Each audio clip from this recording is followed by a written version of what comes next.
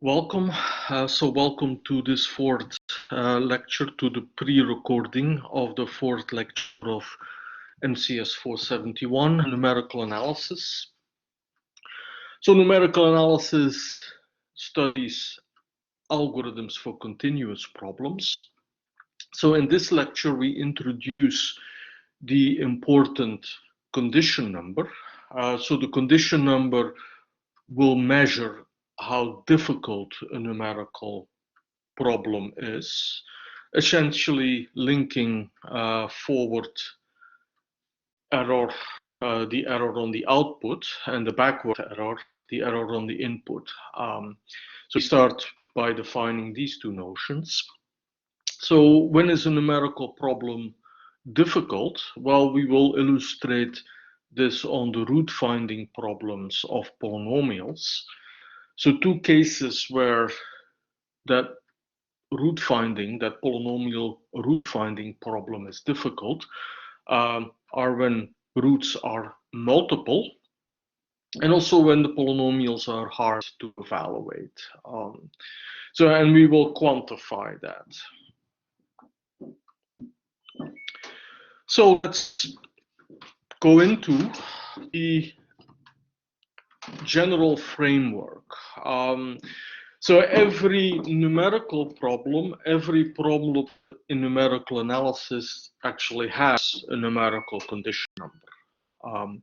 The view we take here is that we can never solve a problem really exactly. So we have seen in lecture 2 that we have representation errors already, on top of rounding errors.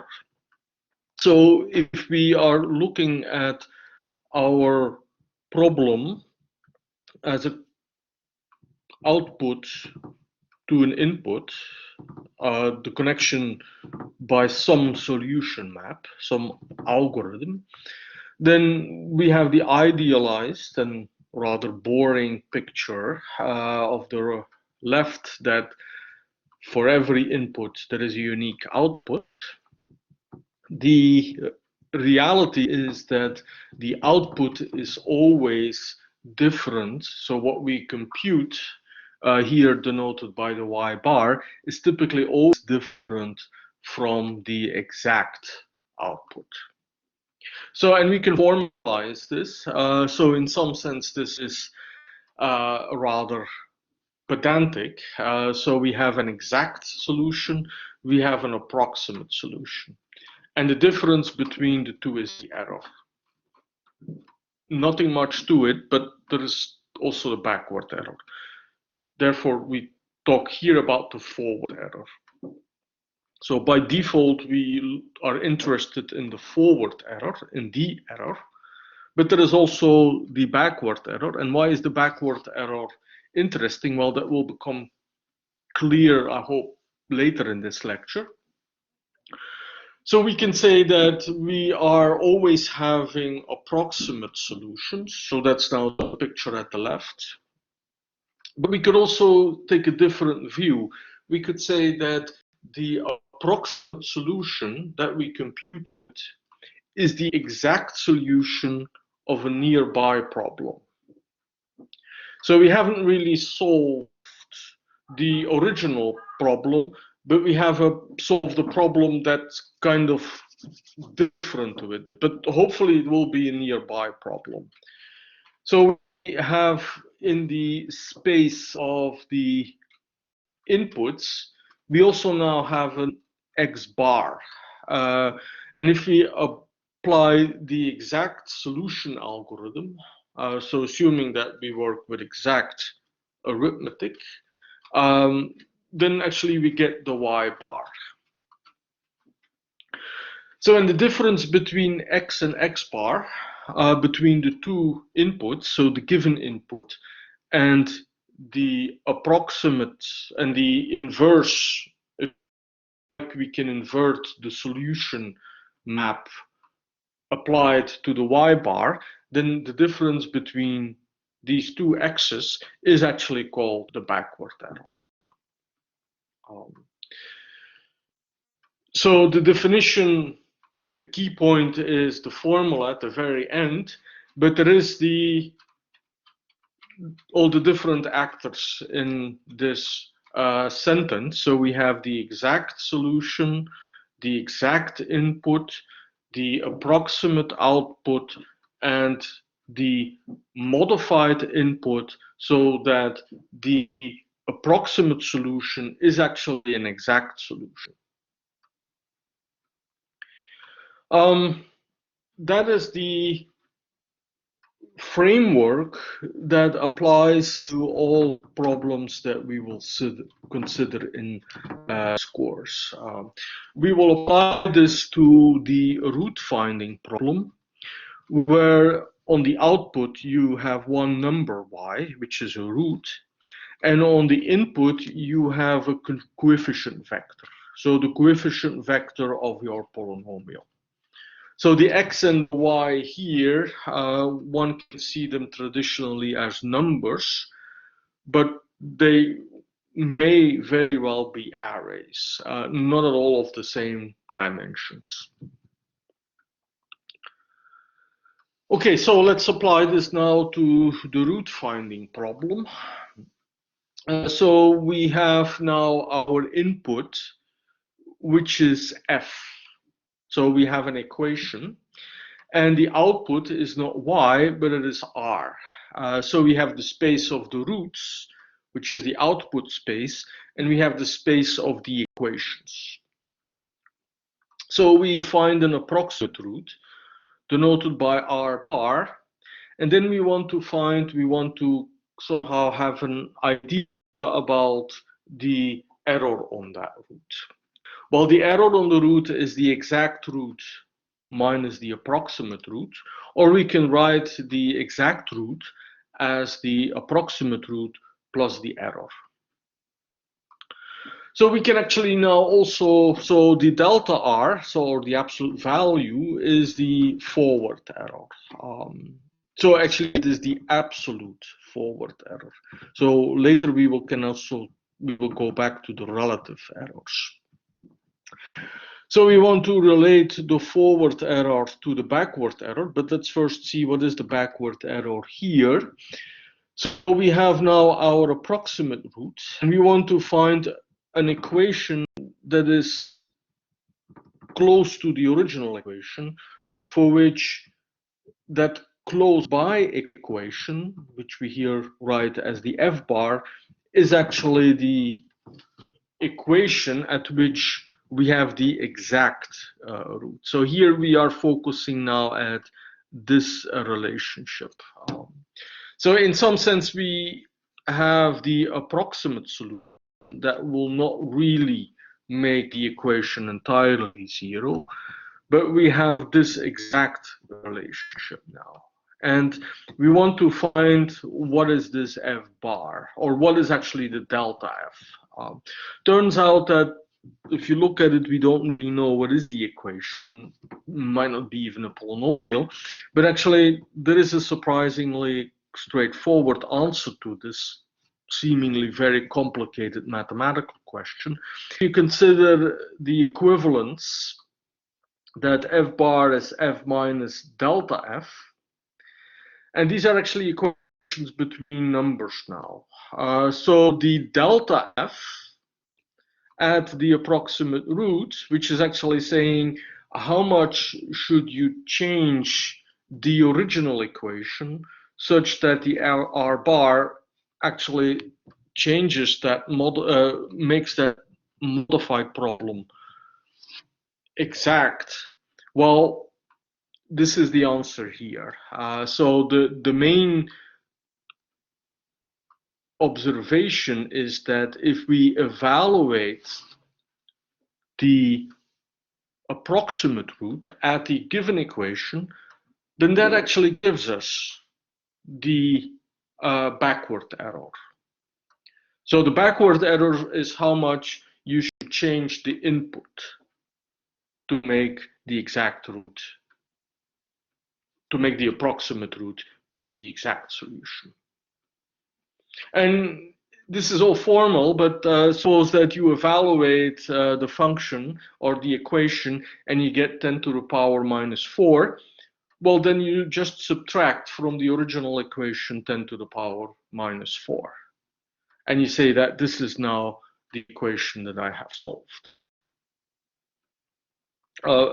And the quantity f at r bar is also called the residual.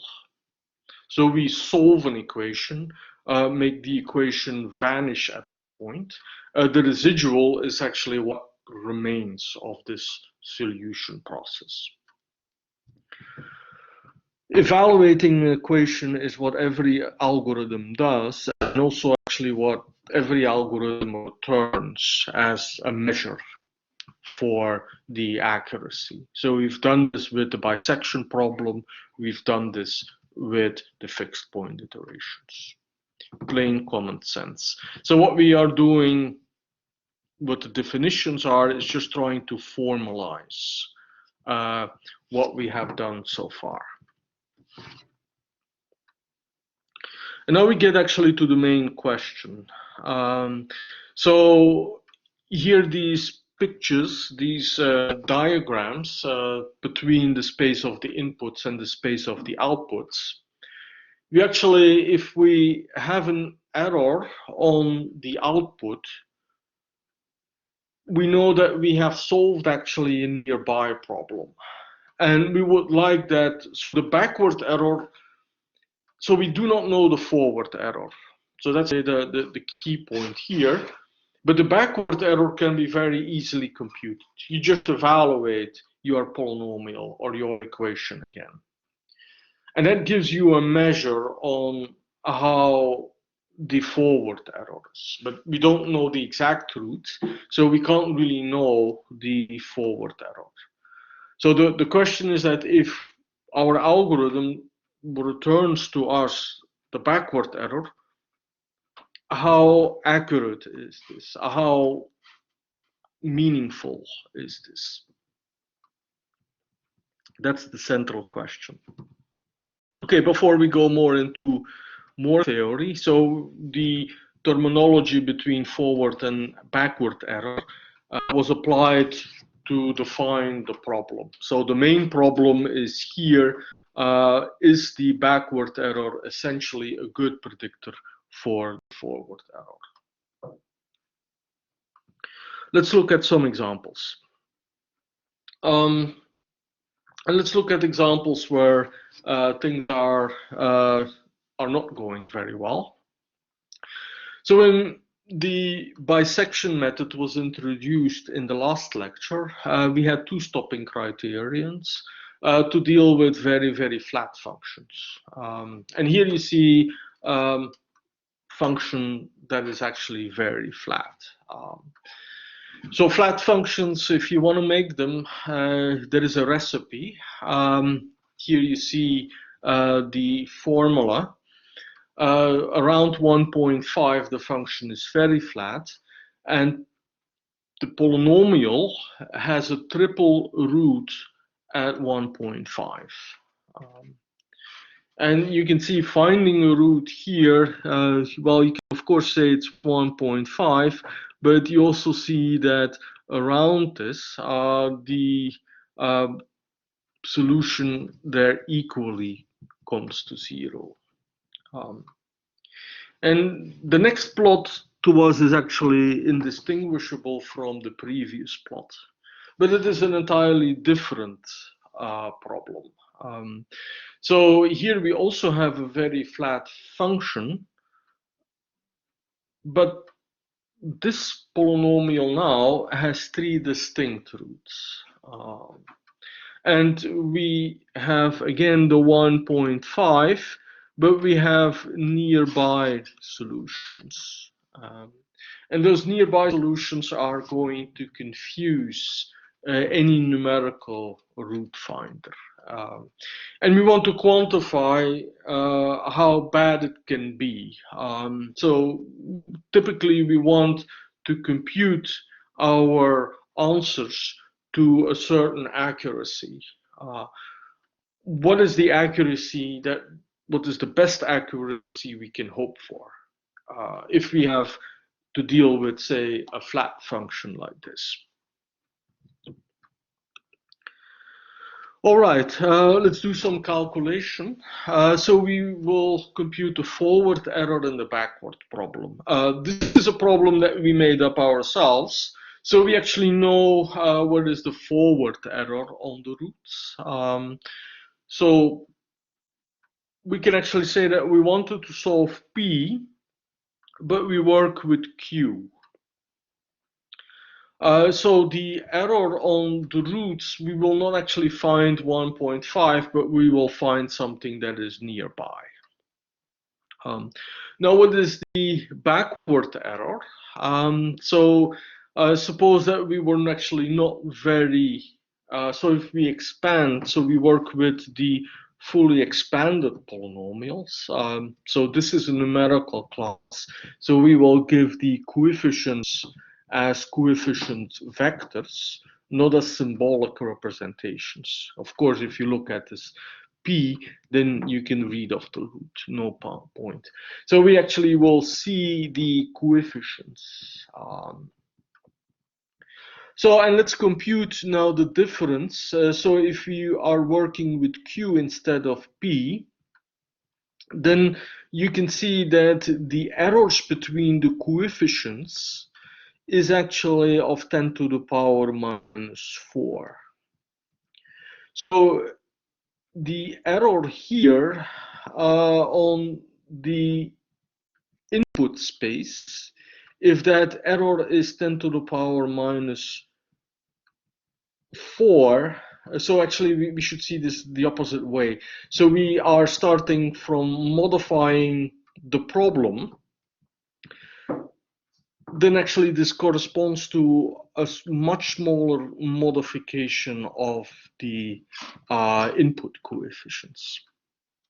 Or if you, so no matter which direction you look, we have two different errors. We have the errors on the coefficients, and we have the errors on the output.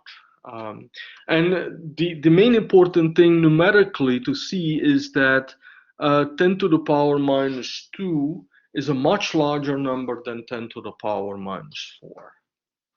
It's one magnitude larger. So and that is problematic. So I indicated this in red. It also has a consequence on the working precision. So if you would evaluate the coefficients of Q to three decimal places, then you would see that because of the rounding here, this coefficient would actually be the same.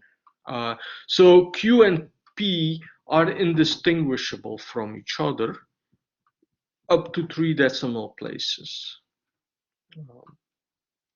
So you go from a problem which has 3 distinct roots to a problem that is much harder to solve. So the condition number can also be used as a predictor or as a bound on the working precision.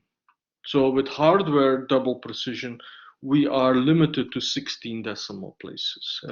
So this will still not be a difficult problem for the hardware double precision. But of course, one can scale this up. And there is a limit on what you can do within a certain precision.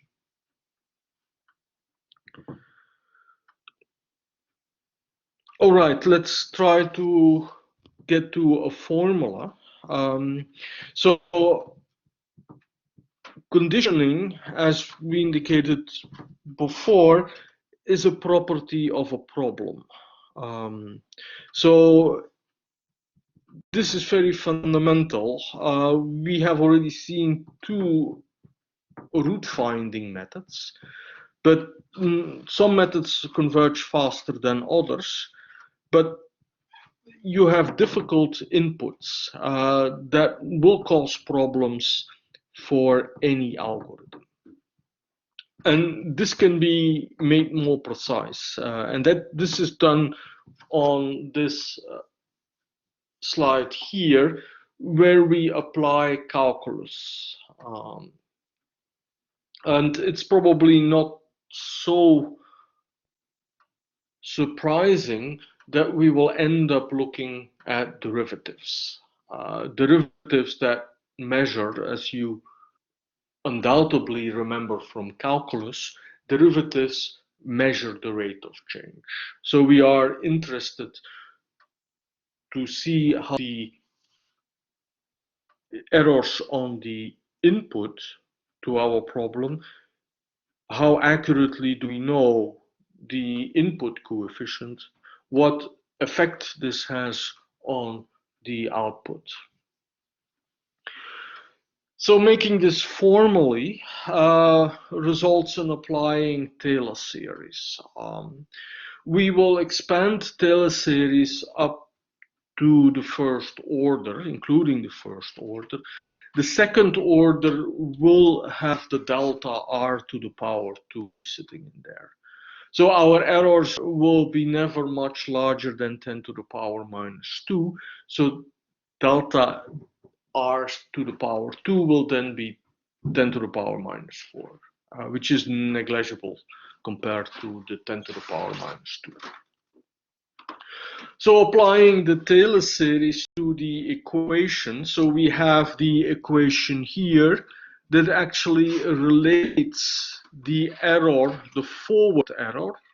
So this is the forward error here, relates it to the backward error. And now perhaps I should have used another color. So we do have the backward error in green, the delta F. We relate the backward error to the forward error. So we are interested again in the forward error, but we often cannot compute that forward error because we don't have the exact root. But we do have always some measure on. We do know how accurately the input is. So the delta F, the error on the input, we actually can quantify that. So applying Taylor series to this, so f of r is 0, so this actually drops away. So this is 0 here. So the expression at the right here makes that you have the first derivative coming in. So this equation simplifies, and here we can solve for the forward error. So this equation solved then gives the main result of what is here formulated as a theorem. So the forward error is proportional to the backward error, which is very good. But then we have the denominator sitting in there. The denominator being the first derivative. So the first derivative starts to get 0 at flat functions. So you can see that the flatter the function at the root, geometrically, the more, the higher the backward error gets magnified. If you have, again, in the nice case, with a derivative that is just an ordinary number, then actually the forward error equals the backward error. So the multiple roots are actually very problematic. And here, this is a pure mathematics, a calculus derivation. It does not take into account the magnitude of the numbers or whether we work with approximate, with floating point arithmetic. So this is also equally bad if you work with exact arithmetic.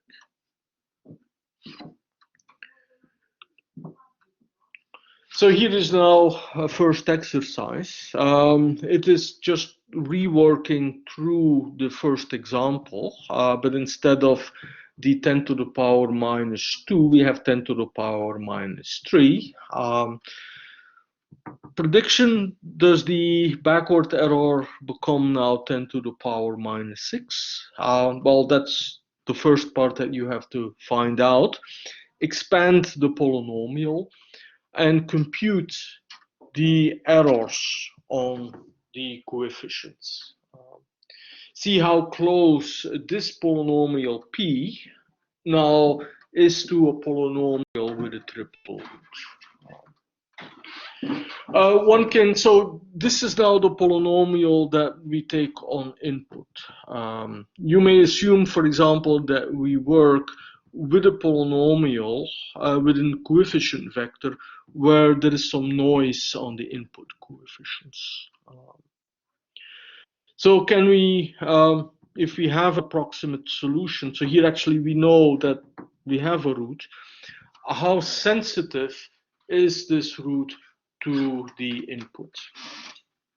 And now comes the clear practical question. Suppose, so this is an exact problem. Suppose that we can compute this root up to any, suppose that we can compute expansion of the polynomial. Suppose that we can compute all the coefficients here of this p, the 4 coefficients of this vector, with as much precision as we like. What is the smallest precision that we would need to know, or actually the smallest, what is the best accuracy on the coefficients so that the sensitivity of the root is still 10 to the power minus 4. So I want a 10 to the power minus 4 here on the delta r. So the question is, what is the delta p? That is the question. And for that, you evaluate the formula on the previous slide. So perhaps let me go back. What is now the formula here? You can computed the derivative. So the denominator at 1.5 gives you the exact derivative. The delta r here is 10 to the power minus 4. So this is 10 to the power minus 4, this delta r. Then you have computed the derivative, and you have to solve for the delta f. What is this delta f now? How accurately should you know? All right. That was the first problem. And we are about halfway this lecture. So let's now look at a second problem. And this gets to a historical example. Starts with the named polynomial after Wilkinson. So suppose you want to test your own root finder, then a good test example is a polynomial where you know all the roots. And what better polynomial than to take the polynomial that has the first positive integers? What can go wrong with a nice polynomial like this? Well, I'm already giving you here the punchline. If you go all the way up to 20, and actually you don't really look at the coefficients that much, so you just feed it into your computer, and your computer starts to evaluate the coefficients. Then you actually see 10 to the power 18. That is 20 factorial. That comes up here. So this is a polynomial where all the roots are very well separated. No problem as far as multiplicity is concerned. And one can also argue that if you know that, then you can actually also compute correctly with limited accuracy, with limited precision. But we don't know this. We only have a polynomial where that's starting to get quite difficult to evaluate with our hardware 64-bit float. So this is a historical example, and I'm actually not entirely sure that at the days of Wilkinson, they already worked with 64-bit floats. All right, so here is a Julia moment, or actually it is a SymPy moment. If you want to work symbolically, then you can do so, and we will use computer algebra as a tool. Here one can quickly verify the coefficients. And this exercise here invites you to verify the result of the previous slide. What about the 20 factorial? What implication does that have for the roots? I should actually be careful that I'm explaining this correctly. So what is the computation that is being done here? If you're working with a fresh installation of Julia, or you just upgraded to the used version of Julia, then you must also install the necessary packages. The first line will be superfluous if you run it in a good cloud environment. But we have two expressions here. We have the W20, and here you see the Pythonesque or the array comprehension. So it is a list comprehension in the Julia notation. So here we have the range, which is Julia, but almost everything else is actually Julia. So we have our roots starting at 1, going all the way up to 20. So W20 is actually the exact polynomial. And we have defined this exact polynomial with floating point numbers in there. So as soon as we are expanding here, so the expand is something that comes from SymPy, we get actually a coefficient vector that is represented in the 64-bit floating point representation. So we do have a representation error. So at the root 1, evaluating the exact polynomial is no problem at all. So in the exact representation, we are multiplying 0 with a lot of other large numbers, but multiplying with 0 remains 0.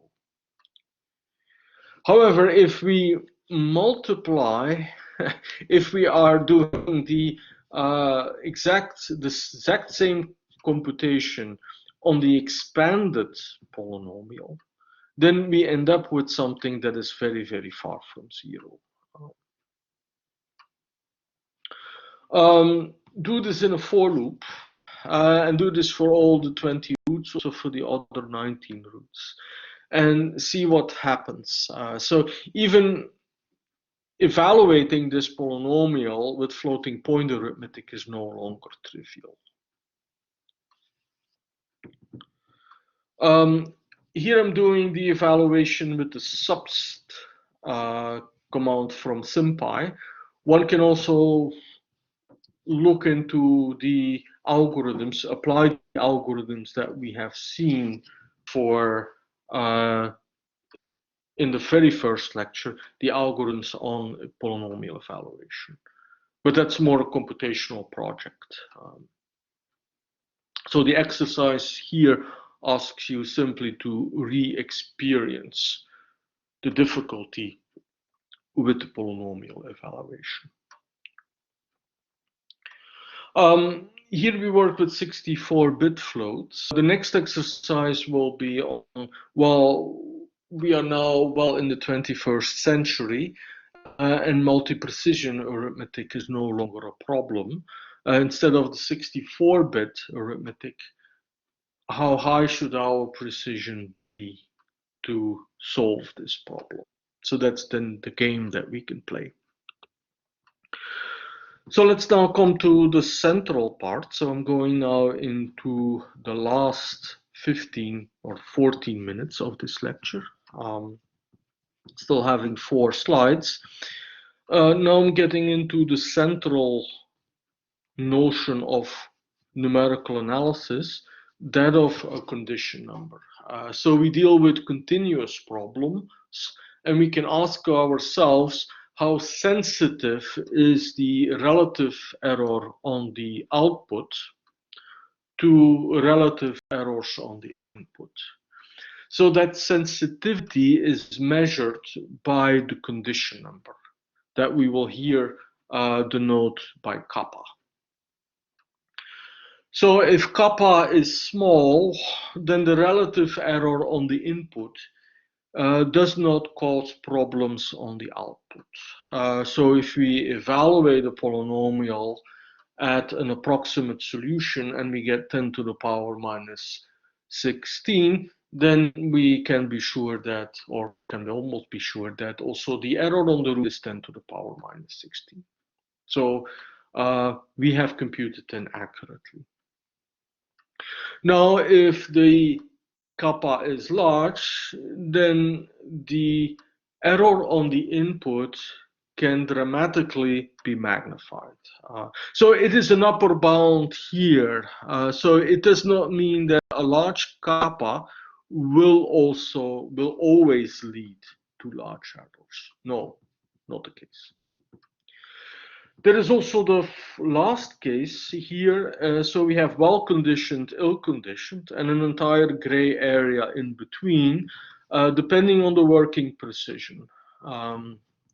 But then there is also the category of ill-posed problems.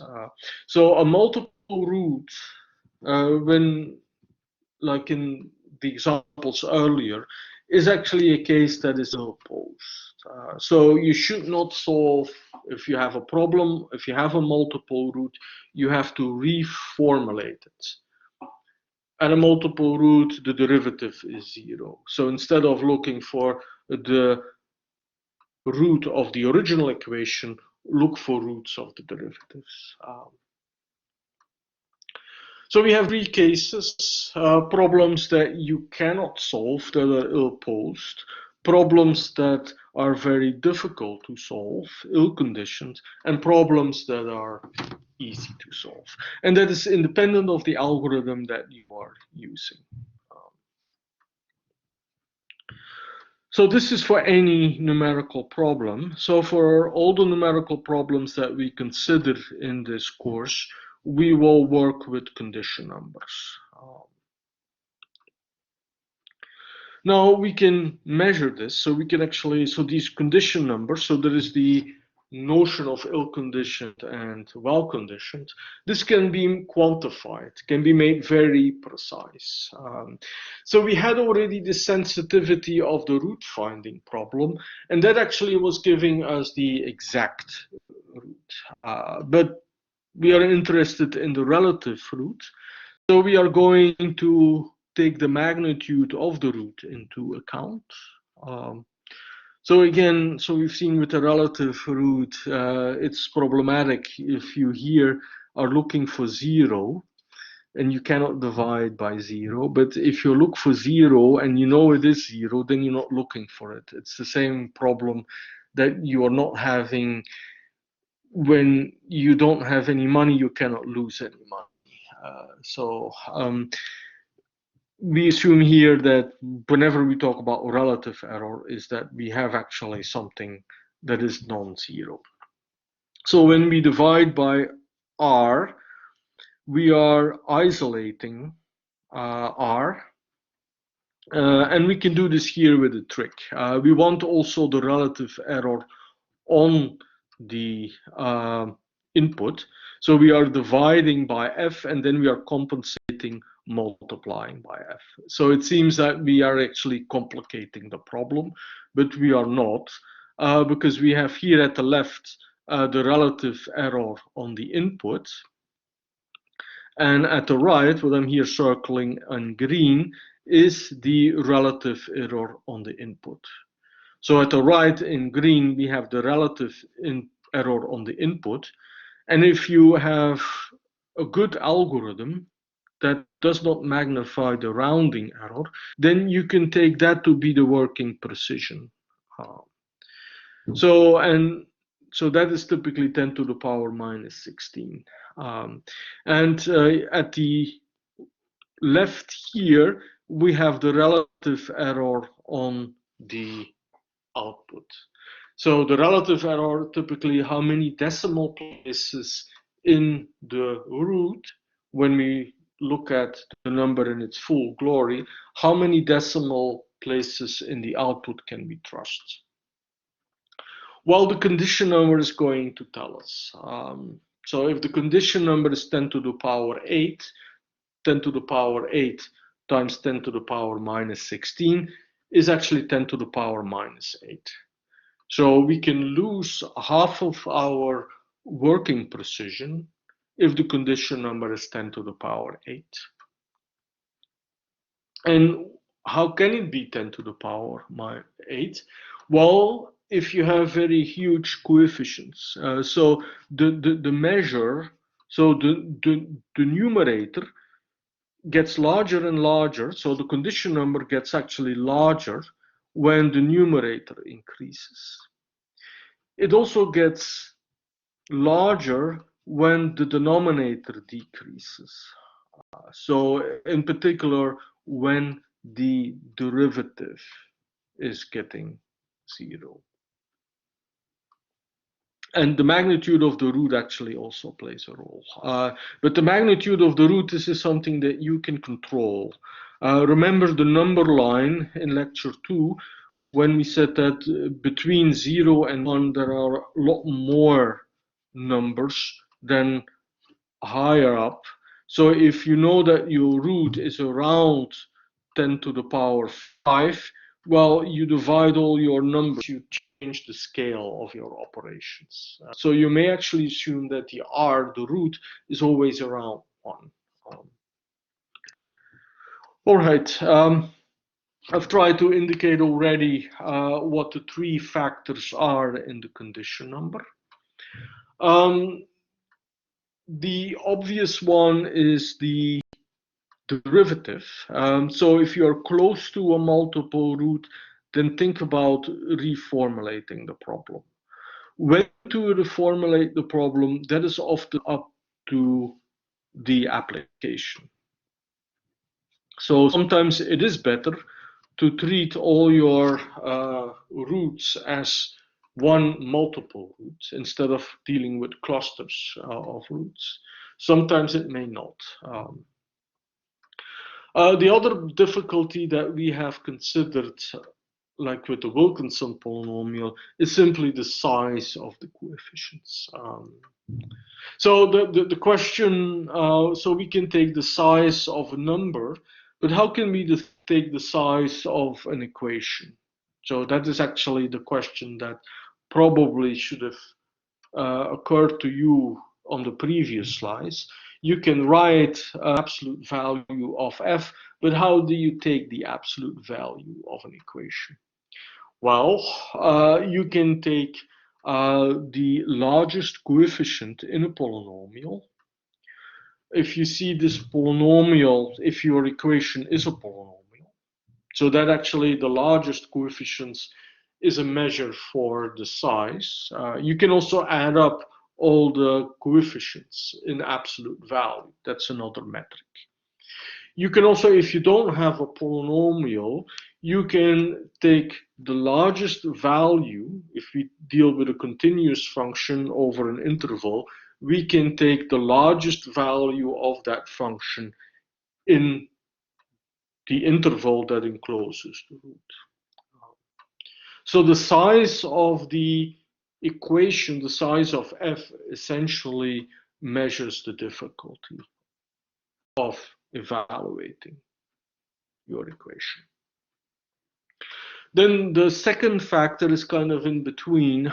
So again, if you're looking for 0, then the kappa is not well defined. The kappa itself starts to be infinity, but perhaps if you look for 0, you may just kind of say that the answer is 0. So 0 is kind of a symbolic problem.